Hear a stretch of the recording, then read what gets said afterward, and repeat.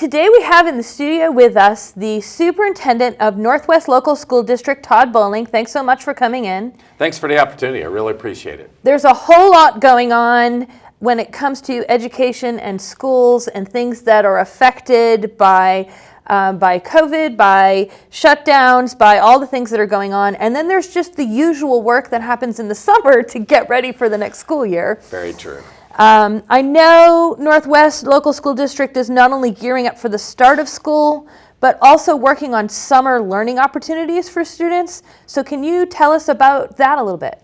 Yeah, we are very interested in seeing what opportunities we can provide for our students. Now, a lot of what I say today could change by tomorrow, could change by Friday, or could change next week.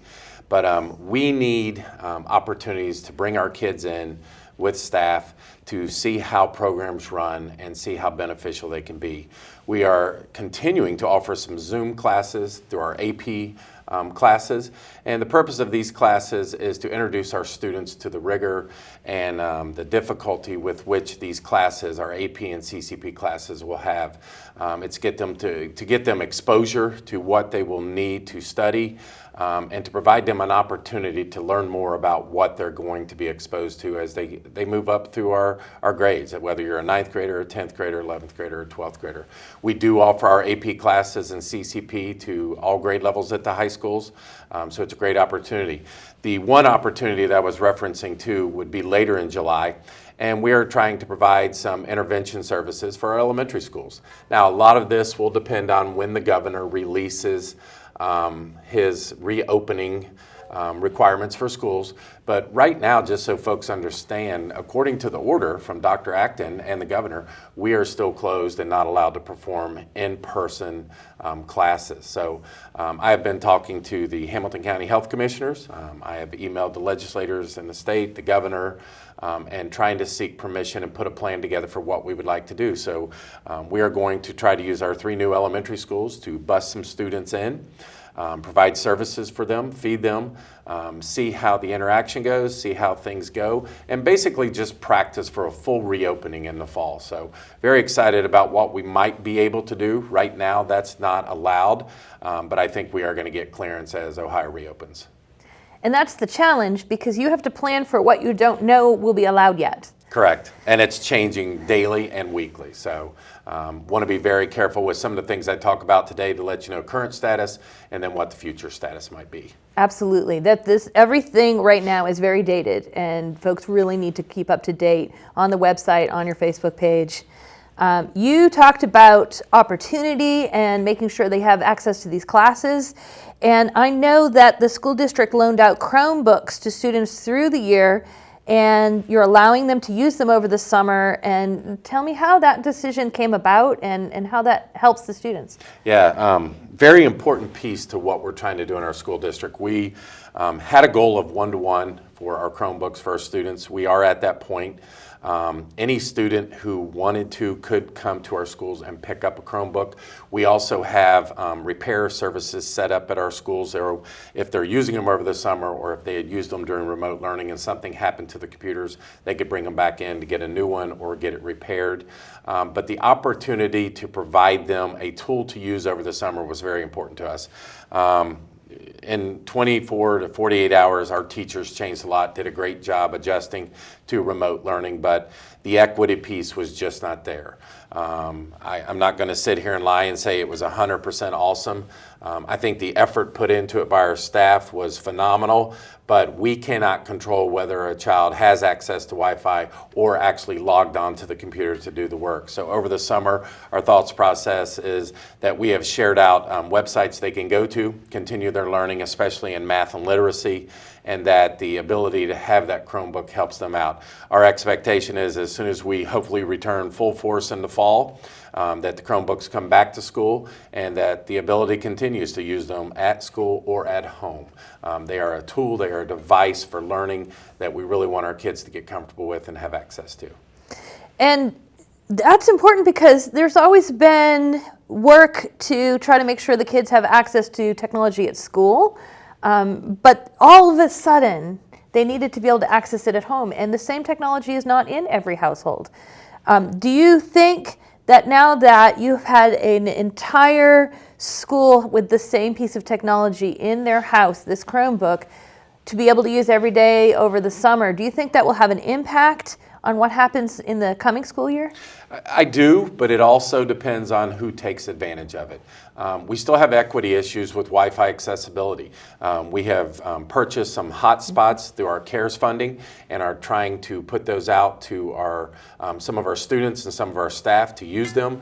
We have talked about different locations in apartment complexes located at the rental office, trying to give an access point for the kids. We had a lot of free access points donated to our school district, so we are making sure that they are passed out, that they are available in our parking lots or anytime students would need them. So the equity piece is, if we can get the Wi-Fi in there, it's then just making sure we continually communicate through email or from texting our parents saying, hey, think about having your kids visit these websites, because these websites are really awesome in the fact that they will have an entry type program for the kid to assess their ability level, and then whatever they release them into builds upon their current ability level and tries to bring them to a new ability level. So that's the benefit of Chromebooks and how we can help our students out. That's fantastic. And now you're starting to get more time to maximize how it's getting used. And we've talked about this. COVID-19 meant you had to make changes to how you offer courses, the AP courses, just all of the courses. How are the classes going to look different in the future compared to what they've looked like in the past? You know, they'll look different because we've had time to figure out what worked and what didn't work. And the design of the classes is not as much the issue as is communicating with the child and making sure the student is getting online and doing the work. Parents had to go back to work. Parents had to provide learning for several students in their house and run their family and make money. So I think the courses will look similar, but what we have to do is a better job at trying to communicate more with the parents. And we had some parents who would call our staff would call them, get the kids online, get them caught up. But I think remote learning has to stay an option for our parents and our community, because whether we come back full or not in the fall, there's going to be some parents who, until there's a vaccine, don't want their kids to go back. So we have to make sure our remote learning programs are offered, that is an option for our parents. We will be putting some surveys together that ask them about their thoughts and what they would like to participate in. And then it even comes down to some parents will send their kids to school, but they want to know the busing situation. How many kids are allowed on a bus? Right now, as it stands, it's 24 per bus, one kid sitting by each window on the bus. But that doesn't help us transport everybody to school. And I refuse to let the equity gap get any wider when we come back in the fall. We have to transport kids. We've got to help parents. They've got to go back to work. We need them to be able to make money, and in order for that to happen, kids need to be in school. But we want to provide opportunities that meets the needs of every parent, whether it's, hey, I have the ability to stay home and do remote learning until this vaccine comes. But others who's like, I need to get to work. I know you guys will take care of the safety and health of my kids. So we just have to be very careful with the safety. And all of that revolves around, what does the governor tell us reopening looks like? Do they give us the guidance and allow us the time to put the things in place? I just want to remind everyone, we've been entrusted with the safety of your students for years, and that's very important to us, and one of our biggest things that we do. And the education of your students is very important to us, and we know when we come back, we've got to make up some time that was lost because of remote learning. So we want to do a better job. I think that's an important point. Even though COVID-19 is a brand new challenge, thinking about the safety of the students is not a brand new challenge. And that's something that Northwest Local School District has been doing for generations. But also communicating with parents. We are all really focused on what we're going to hear from the governor, but you're also listening to what you're going to hear from your parents, that regardless of what the governor says, that's good, Governor DeWine, but I'm not ready to put my kid in until there's a vaccine, or I'm concerned about busing because we can't put as many people on there. So I think that it's important to know that you are listening to a lot of different voices right now while you plan. Yeah, and I think that's the biggest key, is to listen. And I would please ask all of you to respect the decisions of parents, because there will be talk, well, so-and-so's not back at school. Well, their parent made a choice based on what their beliefs are. And also don't forget that there are some medical conditions that if kids go to school and bring something back home, that does affect the parents or possibly the grandparents who live there. So I think respect the decision of whatever the parent makes for their child. They are the most important person in that student's lives, and they have decisions to make. Our job as a school district is to listen to the needs and then provide the opportunities that help them be successful. I think a lot of parents will be really glad to hear that, because it's important to know when you're part of your school district becomes a big part of your family. It's where your kid is spending more time, and the grown-ups are spending more time with your kid there than other places in their world. So it's important, I think, for parents to know that you are listening to them, and you have always done that. You've always been very serious about communicating with the parents, making sure they know what's going on, but also listening. And it means that even with all of these different concerns, they can still be part of the Northwest Local School District, which is important. And we kind of feel that we are a big part of our entire community, all of Colerain Township. We even expand over to Springfield Township and Green Township. So the surveys we send out is asking 100% for feedback and input. And it is not to sugarcoat anything or hide anything. We just need honest responses, because we need to be prepared for anything we have to face. Absolutely. So let's change topics a little bit. Northwest Local School District just had 2 high school graduations, and of course we at Waycross know a little bit about how they went. But tell us what that experience was like and how that went. It was very interesting, but phenomenal is what I mean by interesting. It was a unique way to showcase the talents of our kids that. A lot of the feedback I got wanted this to be a permanent way to do things. And I don't mean the virtual piece. The virtual piece was awesome in that you were provided opportunities at high schools to put little notes below the names as they were read. Kids still got to present. Our musicians still got to perform. But the piece that we got the most feedback about was the in-person graduation. So we had to follow the mass gathering. So it was 1 student, 6 family members, drive up, walk into the auditorium or gym based on where your time and date is scheduled, go through, have the principal read your name or whoever your homeroom teacher was, and be recognized in front of your family. And they were there able to take close-up shots. And depending on where you're sitting at a arena in the past, whether it be BBT or Millett Hall, you're pretty far away. But this was up close, personal, had a lot of great feedback that they enjoyed this, got to hear things about their son or daughter. And when we first started, and there was huge disappointment on not being able to have a mass gathering and so on and so forth. And still to this day, we're not allowed through the whole month of June. We needed closure for some of our students. There was parents who needed copies of the diploma because we had 6 kids at each school that were going into the armed forces, so they needed that stuff quickly. We had scholarships at each school that were announced. Northwest around $2 million, Colerain around $3.6 million in offerings, and realized that Colerain is double the size of Northwest. So just great opportunities for our kids. But I could not have been more pleased, and the efforts that went in through the staff to do the virtual graduation and the professionalism that they used, and then being able to run that on Waycross and work with Waycross and all of the feedback and suggestions you guys gave us. And you did it in such a short turnaround. It just shows a great partnership that we have that we're so appreciative of. But between that virtual piece and then the in-person, it was phenomenal.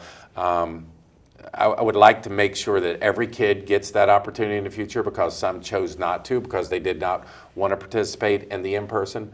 But overall, we had great turnout, and our high schools really should be commended. The other thing I don't want to forget is all the virtual athletic awards we had, Student Senate, having our honors programs, having our cum laude grads, our summa. All of those folks recognized. Our staff just did an outstanding job of stepping up to the challenge of not being able to be in person and really putting together some great virtual ceremonies. So, I have been, of course, in the office with our staff members working on those graduations, and they have talked to me that even from the production standpoint, how powerful it was for them. We have been covering graduations at Waycross Community Media since Dirt was new. But this is, there were some new things this time. Like you said, there were some personal elements this time. There were parents involved in a way that they can't be involved on a large scale. And it's been really neat for me to see, even from the production standpoint, the people editing them and the people recording them and showing up with the camera, that it has been really powerful for us to get to see. And so we're glad we were able to help with that, be part of that. Schools across Ohio have all been seeing reductions in their funding for the coming school year of 2019-2020. How is this going to affect Northwest Local School District? Yeah, this is something that is partially known, but a lot still unknown. So during the month and a half of remote learning, school districts are funded, just so everybody knows, and especially Northwest, 40% of our funding comes from sales tax in the state of Ohio. The rest we pass through levies, and it adds up to our total budget. But when you shut down a state for a month, and you don't have sales going on, and places aren't opening, and parents don't have job, you're going to affect funding in Ohio. The funding that hit us was, we had a 6% reduction, which equaled $1.8 million. So in 1 month, we equaled what happened in all of 2008 when we had the Enron episode and lost the funding there.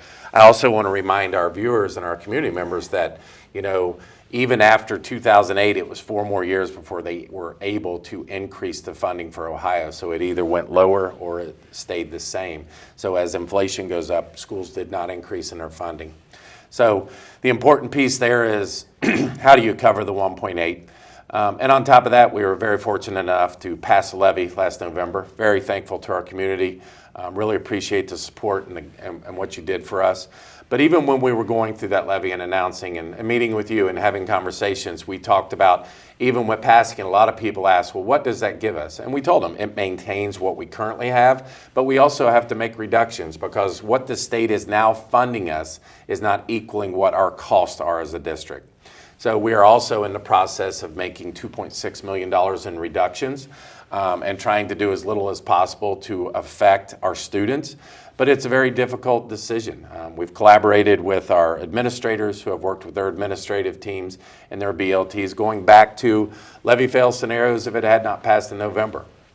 And this has been very difficult because we are in the business of people. So whatever reduction we make affects people. 85% of our salary pays for people's salaries to help kids. That's what school districts are. We're in the business of helping kids with adults, giving advice, guidance, teaching, instructing, so on and so forth. And everyone who makes up our school district is very important. So it's been a very difficult decision. We will take care of that piece first by starting with our June 15th board meeting next Monday night, which will be on Waycross. And it will deal with the first list of reductions that we are recommending to the Board of Education. They will hear these reductions, they will look them over, and on June 22nd, we will come back for a final approval. And after that, the reduction in force notifications will go out. So we've put communication plans in place to deal with this. But when you get done with that piece, we then go back to a whole separate category. And that's the 1.8 million we lost for that month and a half of being remote learning. We know there was additional loss because Ohio's just now starting to open up. So we are guesstimating that when it's all said and done, it will be about a $3 million reduction for us. So we will have to work with all our staff, our teachers union, our OPSI union, our classified employees, and have to come to some type of solution that hopefully works around not cutting more folks and trying to come to an agreement of where we can get to that reduction that needs to be made. It is just a 1-year reduction, but people need to really watch closely. How does the reopening go? Very excited to hear Kings Island's reopening, Cedar Point, get these places open in Ohio because that practices things for us. So the 6-foot spacing, mask or no mask, it gives us some guidance, believe it or not, for schools, because we are a large community. We have 9,000 students, 1,200 employees. So We need to practice these things. We need to prepare for whatever the governor rolls out for us. So more information to come on what the reductions or what we will do to meet the $3 million. But again, the governor hasn't told us what that's going to be yet. He has mentioned that there is a $3.1 billion rainy day fund, but he doesn't think that will cover the amount of money that's been lost. And if you look at local communities and hospitals and police departments and government operated entities, they're all making reductions in pay, and that's something we'll have to look at also. So anything's on the table, but until we know the exact facts, right now we know we're 1.8 million. We think the total will be about 3 million, but we will see. It is my job to fight for our community, and I am emailing legislators, calling.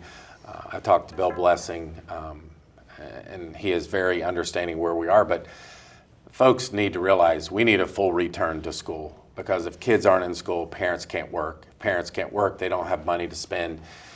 It's gotten kind of bigger than that, and just giving us the faith and the trust that we'll provide safe conditions, we'll meet some guidelines, whatever they are, but just giving us some flexibility. We got to get the kids to school first. We need 50 on a bus, or at least 45. Give us some flexibility to do that and get them where they need to be. But we are also cognizant that we have to protect our drivers and that we have to protect our staff. So we are following those guidelines closely also. So it's a lot, but it's something that we value, and it's something that we take high responsibility for. Before we finish up, let's talk about some of the successes the district has seen this year. We've had to talk about cuts, we've had to talk about closing. Let's talk about success. Yeah. We've had a lot of successes this year, and it was unfortunate because you kind of feel like it was brushed under the carpet toward the end of the year, because most of our end of the year ceremonies are at the end of the year, and the recognition happens there. My heart goes out to our spring athletes who never got to participate in the season. I don't know, and Cincinnati especially, it seems like when they ask you where they go to school, they're not talking about college, they're talking about high school. And we have a lot of pride in our two high schools, and it means a lot. And I've got relationships that I established from playing high school sports, that people I know who were in the band or in the choir back in the day, and now show choir. Those are memories that they never lose, and they are things that make education very important. But as I go back and you look at the amount of young men and women who are enrolling in the military to sacrifice what's important to them to provide protection for the rest of us, that is amazing. The amount of kids who more and more are going to Butler Tech programs, leaving with a skill or trade, and that is so important right now with how difficult it is. Our college is going to open, not open. It's sounding like they are, and kids are going to be able to go back. But then the scholarship offerings that our kids had at both high schools. Like I said, $2 million at Northwest, 3.6 at Colerain. Some of the kids, it's just amazing. And when you look at the fall, that becomes the next piece. Some of these kids are participating in AAU basketball. They're in band competitions. They want to practice and start two-a-days for band, because some of our kids leave and they march for the Ohio State band, or they go to UC. It provides opportunities for kids that they would not have without a high school. So we've had a great year. We made a lot of great changes. Very proud of the fact, it's not an award, but our teachers really changed things in 24 to 48 hours that was very, very difficult. And I think the parents, through their exposure of having the kids at home, see some of the things we go through and are ready for them to come back. But overall, it was a great year. Passing the levy was one of the highlights. And then our students' academic achievements and being prepared for the future. And I look very forward to having a very high graduation rate with all students doing well, and just a great year for us all around. I have friends that are teachers who are really hoping that next year, when they say we need some school supplies or we need your help with something, that the parents they're talking to will have a whole new perspective based on having them home this year. Yeah, that's very true. And routines, just establishing routines for kids. And as we saw through food delivery, and I'm very proud of the fact that our folks volunteered to come in one of the most hectic times, because you remember when we closed schools, it was like it's spreading everywhere, we got to be very careful. Well, we had volunteers come in from food service and our custodians and provide lunches for our kids, but it was funny. They would start being there early, and then as it got farther along, they would get later and later, because it's like they were sleeping in and enjoying life. So the routines were kind of messed up, but routines are very important to our kids, structure, and getting them in the correct places. So we look forward to having them back. Absolutely. We're ready. And you know what? We didn't talk about nutrition and food programs, but when schools closed, we did have to worry about the academics and the education. But for a lot of families, school is also the only place they get their regular daily meals. So with that suddenly removed from the equation, the schools really were impressive to me in how they mobilized to show that they were aware of that too. Yeah, I was very proud of that, because I'm going to tell you, our first time we did food, it was a long line and a couple places read out, but it only took that one time. That next week we were ready to go. Anywhere from 36, 38, 39, 42,000 individual meals were being handed out. We are still doing it over the summer, reducing the amount of locations we have, but it's still important to us. We are our community. We are a big part of it. We're not just a school district. It's our job to take care of families, to help them in any way we can. We made changes where instead of just feeding our students who are officially enrolled in school, we changed to a model, and the funding allowed us to do this, where if you were 18 or under, you could come and get food. So that's our parochial kids. That's kids who live nearby who want to walk up and maybe are staying with an aunt or uncle because their parents' jobs haven't been closed yet. So I think our food service, our custodians, our business department really stepped up, and that was a big highlight also. And it continues to go on this summer. As we're closing, is there a message that you would want to leave to your staff members, to your parents, or to your students as they're looking into the summer and looking towards next year?